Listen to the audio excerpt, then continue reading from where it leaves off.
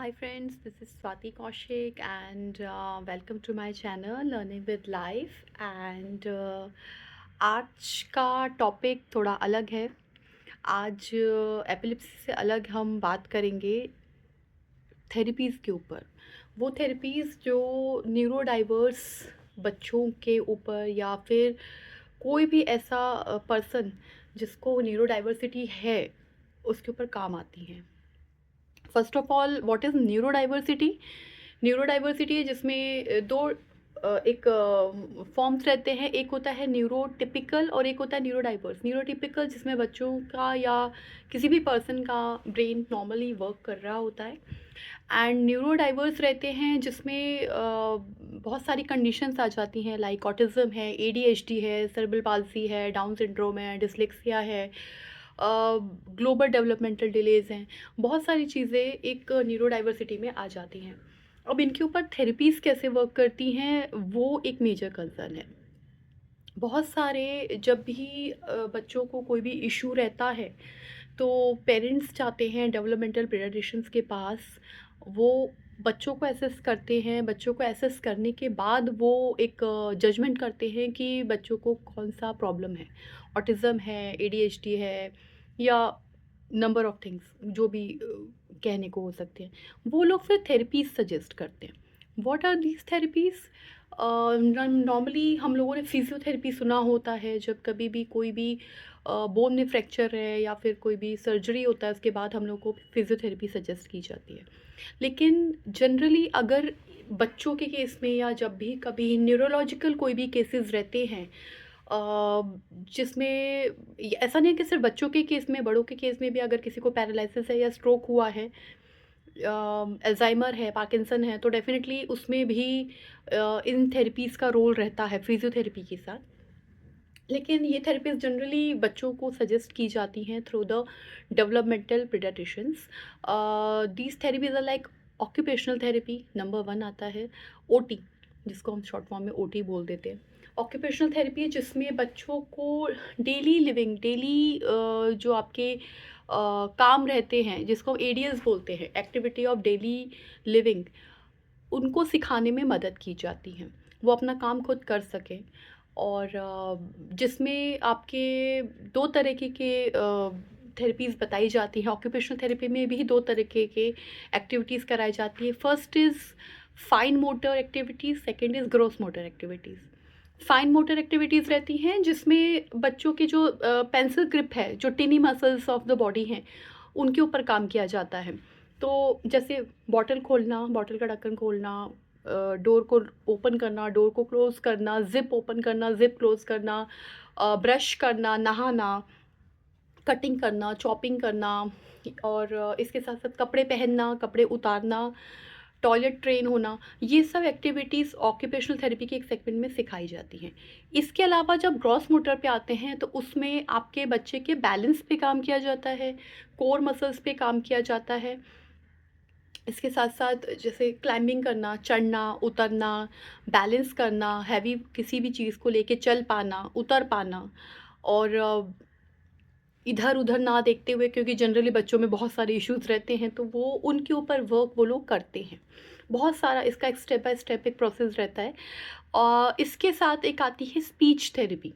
Speech therapy अगर बड़ों में भी कोई इश्यू है, जैसे मैंने पहले बोला, अगर स्ट्रोक है, पैरालिसिस है, कुछ भी ऐसा हुआ है, बोलने में प्रॉब्लम है, तो डेफ़िनेटली स्पीच थेरेपी सजेस्ट की जाती है, बच्चों में भी की जाती है। अगर बच्चा नहीं बोल पा रहा या बैबलिंग है या स्टैमरिंग का इश्यू है बच्चे में, कोई भी वर्ड अच्छे से प्रोनाउंस नहीं कर पा रहा है, तो डेफ़िनेटली स्पीच थेरेपी बताई जाती है। इसके साथ आती है ABA therapy. ABA therapy this is like applied behaviour analysis, जिसमें बच्चों के जो भी बिहेवियर रहते हैं, स्पिटिंग है, बच्चा हर वक्त जंप कर रहा है, बच्चा आपकी तरफ नहीं देखना चाहता, बच्चा टैंट्रम शो कर रहा है, बच्चा हिट कर रहा है, बच्चा हैंड बैंग कर रहा है, कुछ भी चीज़ें, इन सब बिहेवियर्स को मॉडिफाई करना एबीए थेरेपी के अंतर्गत आता है। अब इसके साथ एक और थेरेपी रहता है that is CBT, cognitive behaviour therapy. ये जनरली तब बोली जाती है जब आप अपने इमोशंस को रेगुलेट नहीं कर पाते। तो सीबीटी बताई जाती है, बड़ों में भी बताई जाती है और बच्चों में भी बताई जाती है। That is a simple thing. तो these are the number of therapies जो कि एक डॉक्टर या आपके जो भी आपको असेसमेंट कर रहे हैं वो आपको सजेस्ट करते हैं कि ये थेरेपीज़ आप कीजिए and it will work. But major concern ये आता है कि वो थेरेपीज़ करते करते करते करते कई साल हो जाते हैं, लेकिन वो रिजल्ट्स नहीं आते। द थिंग इज़ कि वो रिजल्ट्स क्यों नहीं आ पा रहे, उसका रीज़न रहता है। फर्स्ट ऑफ ऑल बच्चे का फोकस ही नहीं है। अगर बच्चा फोकस नहीं है तो बच्चा कभी कुछ नहीं सीख पाएगा। आप भी अगर कोई काम कर रहे हो, अगर आपका फोकस नहीं है, मन नहीं है, आप नहीं सीखोगे। कितने भी आपको नंबर ऑफ अटेम्प्ट्स आप कर लो उस चीज़ को, आप सीख नहीं पाओगे क्योंकि आपका फोकस नहीं है। ठीक है? अभी इस चीज़ का प्रॉब्लम ये रहता है कि जो मेरा एक्सपीरियंस रहा है, क्योंकि मेरे बच्चे को भी बहुत सारी थेरेपीज़ बता दी गई थी, ऑक्यूपेशनल थेरेपी कराइए और एबीए कराइए, ये कराइए, वो कराइए, but first of all it is a very financial draining process. मतलब एक-एक थेरेपी का सेशन नियर अराउंड 800 टू 1500 तक जाता है और वीकली आपके अगर ओटी भी बोला जाए तो 3 टू 4 सेशंस रहते हैं, या अगर आप स्पीच ले रहे हो तो 1 सेशन मिनिमम रहता है।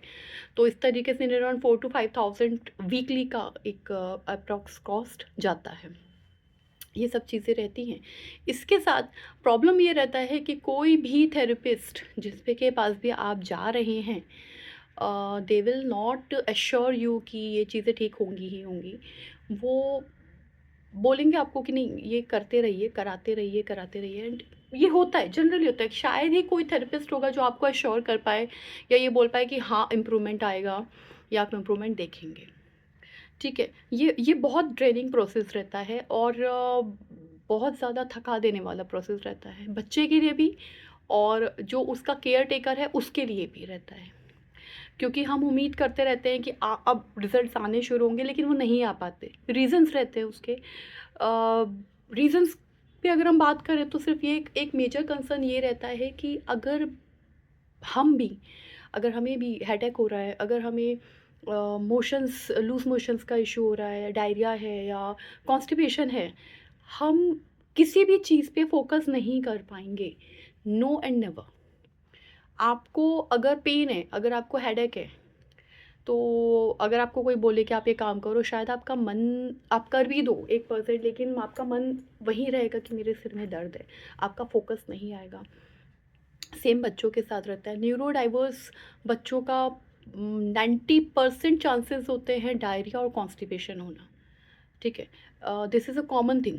और अगर वो बच्चा नॉन वर्बल है, वो बता नहीं पाता, अभी उसकी स्पीच इतनी अच्छी नहीं है, लैंग्वेज इतनी अच्छी नहीं डेवलप हुई है, वो बता नहीं पाता, तो उसको पता ही नहीं उसके साथ क्या हो रहा है, वो आपको बता नहीं पा रहा एंड आप समझ नहीं पा रहे। आप उसको थेरेपी करके ले जा रहे हो, आप सोच रहे हो कि ये थेरेपी तो हो रही है, रिजल्ट्स क्यों नहीं आ रहे? बिकॉज़ वो परेशान है अंदर से ही, वो कैसे आपको बताए?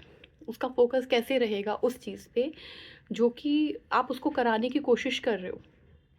आपको लग रहा है आपके फुल एफ़र्ट्स हैं, लेकिन अगर वो अंदर से ही ठीक नहीं है, तो वो कैसे करेगा? तो this is a major concern जो आते हैं और सबसे बड़ा ड्रॉबैक जो मैंने फ़ील किया इस टाइम पे वो ये रहा कि अगर आप अवेयर नहीं है ना किसी चीज़ को लेकर, तो किसी को कोई फ़र्क नहीं पड़ता। नंबर ऑफ़ थेरेपी सेंटर्स मैं गई हूँ और हर जगह लेके जाना बच्चे को, वहाँ बैठना, 1-1, 2-2, 3-3 घंटे बैठे रहना, सब चीज़ें की। लेकिन जब देखा कि नहीं यार, ये रिज़ल्ट्स तो आ ही नहीं रहे, मतलब जितना मैं एफ़र्ट्स डाल रही हूँ वो हो ही नहीं रहा और वो लोग उस चीज़ को समझ नहीं पा रहे। एक होता है कि सिर्फ़ अगर एक बच्चे को आप एबीए दे रहे हो तो दूसरे को एबीए दोगे, ऐसा ज़रूरी नहीं है। हो सकता है उसको एबीए की ज़रूरत ही ना हो।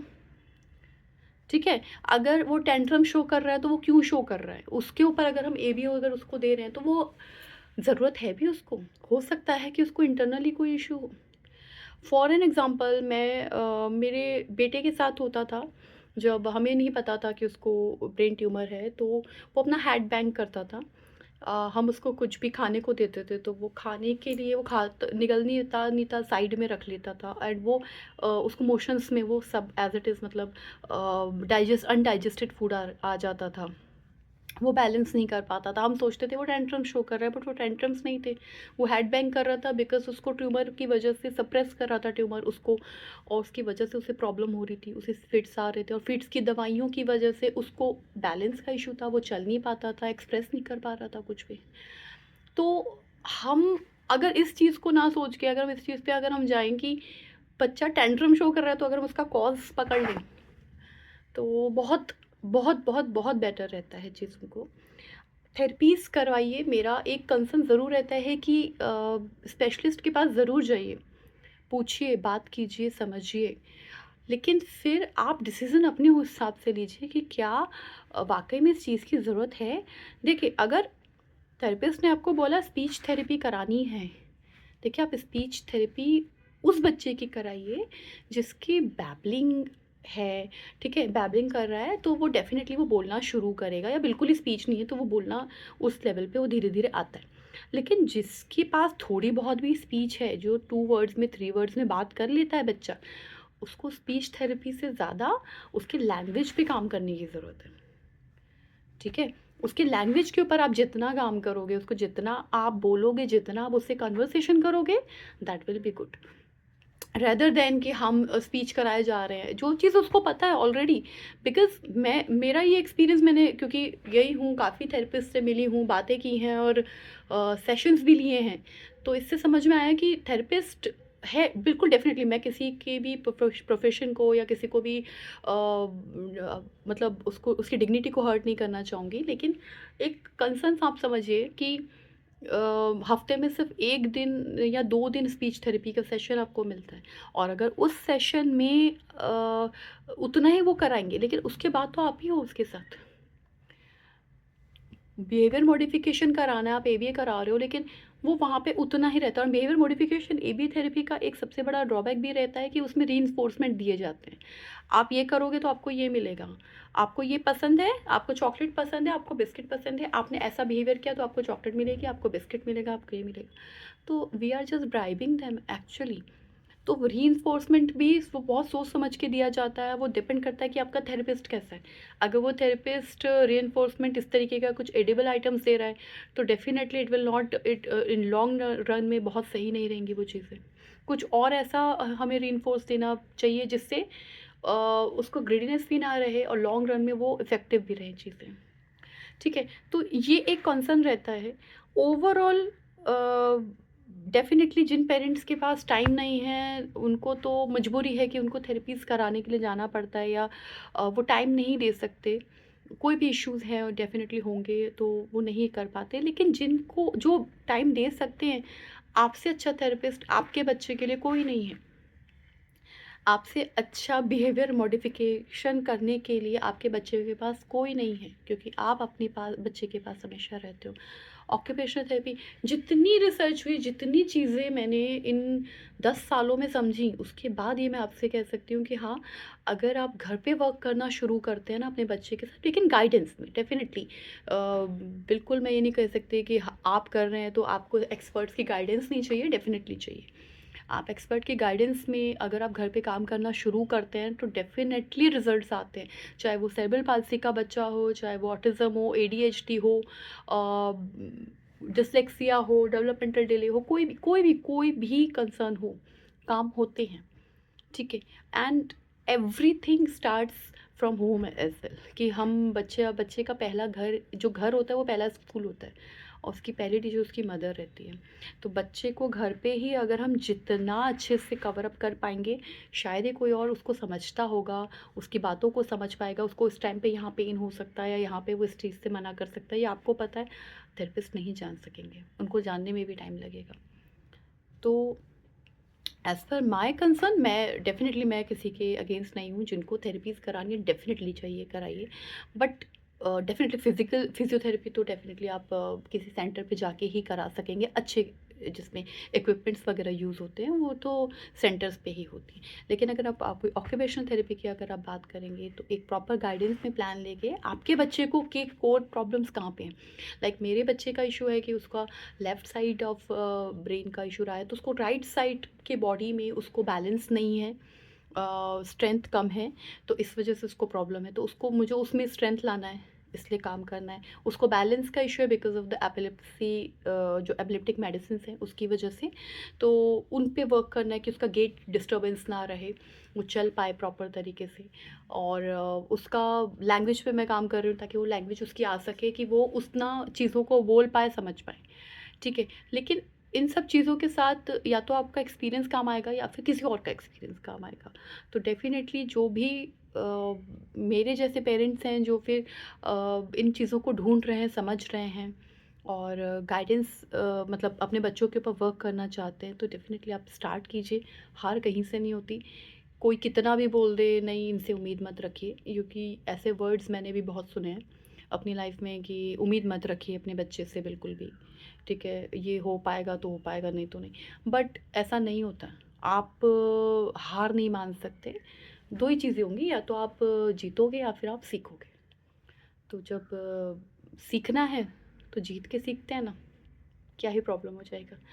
तो that's all for today and thank you so much for watching me and अगर आपको कहीं पे भी ऐसे पेरेंट्स या ऐसा कोई भी आपके आसपास है, और डेफिनेटली होते हैं बच्चे, पेरेंट्स छुपाते हैं बातों को क्योंकि उन्हें लगता है कि सोशली उन्हें एक्सेप्ट नहीं किया जाता बच्चों को।